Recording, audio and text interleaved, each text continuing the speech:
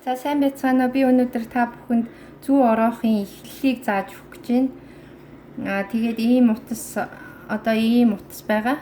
Энэ утасаа ингээд яг ойлгомжтой байхын үднээс энэ чигээр нь бүдүүнээр нь оёё. Уг нь болвол ингээд нарийн 3 эрчлээсийн салгаад нарийнаар ойдог байгаа. За тэгээд ингээд нэг ийм урттай утас сонгочлоо. Тэгээд энийгээ болохоор эхэлж байгаа юм чи зангидах шаардлагагүй. Зангидаад нэг цаанаа товоож ирснаас зүгээр ингэ байсан дээр тэгээд за ингээд ороох утсаа ингээд гаргаад ирлээ. Одоо дарж оёох утсаа сүлээд.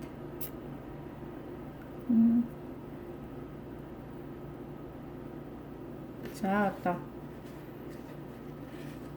за харагдчихээн үү? Эхлэе. Ингээд зүүгээ ороогоод уртл руу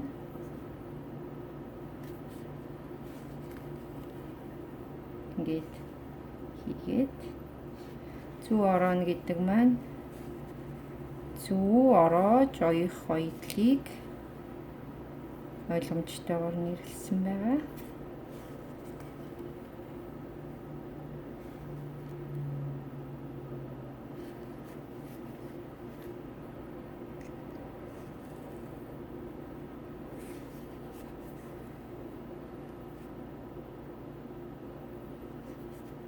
Ингээд уртлынхаа нөхрөө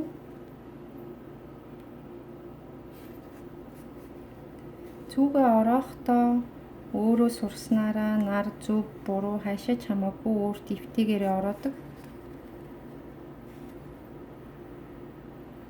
Тэгээд ингээд ороож байгаа одоо энэ одоо нуруу тал нь гэсэн үг. Энэ гадна талтаа гардгийг шүү.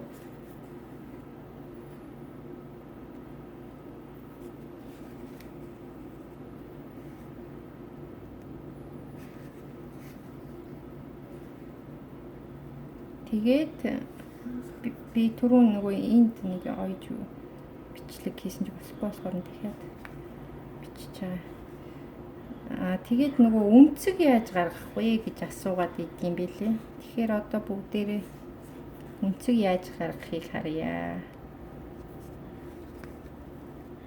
Одоо үнцэг гаргахын тулд шууд энэ талтаа мэдээж ингэж хатгана.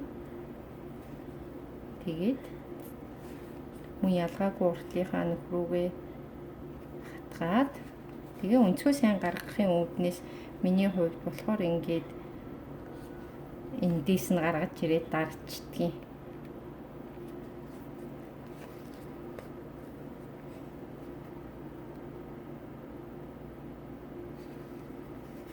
Энэ их бүдүүн утас нарийн зүү болохоор жоохон авцалтаагүй юм болоод байгаа шүү. Пальбигаад ер нь зүү оролтыг Монгол гутал одоо дээлний бүс тийм том гутлын аймсны хараа гэх мэтчлийн юмд л ингэж бүдүүнээр орооно гэхээс биш дайлан дээр бүдүүнээр ороох нь нэг хэрэг аргатай бол гоё зохицолтой харагддаг.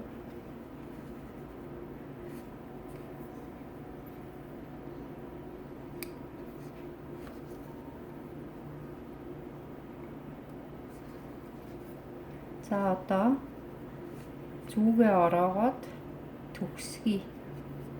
төгсөхийн тулд энэ ороосныгоо ингээд дарна.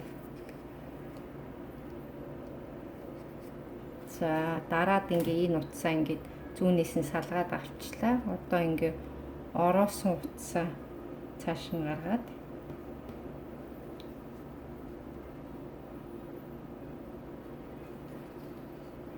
ороос утсаа зөөлөн чанга татахгүйгээр цааш нь гаргаад тэгээд энэ ойсон утсаараа ингээд дарсан утсаараа шүү дээ ингээд зангидчихна. Тэгээд ингээд зүү ороох автал бол ердөө ийм шаглаа оёо шиг юм гарч ирдэг. Зангидснаас бусна ингээ яг шагалцсан юм шиг хэмжээгээд тэгээд энэ байна. За бүгдээрэнд нь амжилт хүсье.